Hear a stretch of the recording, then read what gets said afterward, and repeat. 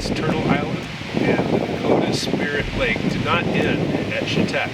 In fact, over the next several days, Nicollet, on his north and westward trajectory, explored several other large notable lakes with islands, including Lake Oakwood and Lake Albert. Here at Lake Ponset, this is basically just a rest stop for him to stay off the road for a couple days and also to gather up supplies.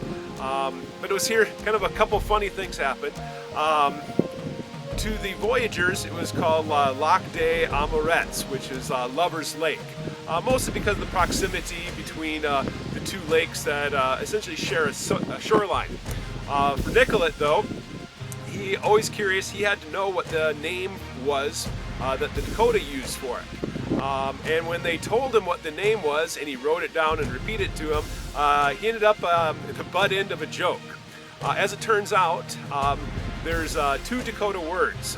The word that he's intended to use, Unxeota, refers to a prickly plant that is used as bait during buffalo hunts.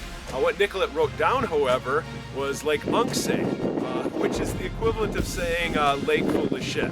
Whether it was lake full of shit or a prickly lake, Nicollet turned out to make his own joke.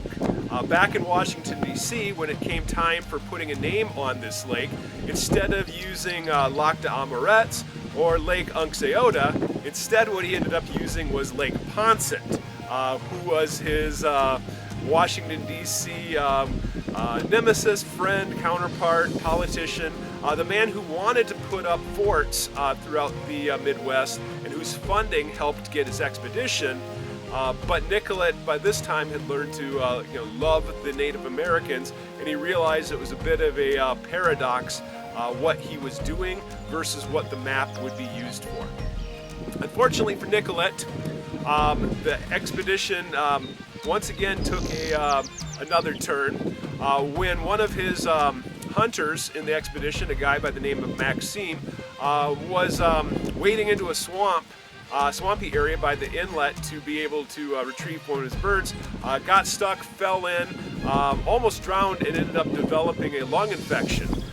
So as soon as the man started to cough up blood, Nicollet had a decision to make. Continue the expedition, heading north to the Continental Divide, or to bring the man where he could get some treatment and medicine at Lac des Amourets. Ultimately, Nicollet sacrificed his personal desires to make sure Maxime got the treatment he needed, and they took a turn to the east again to Joseph Renville's fort at Lac des Amourets.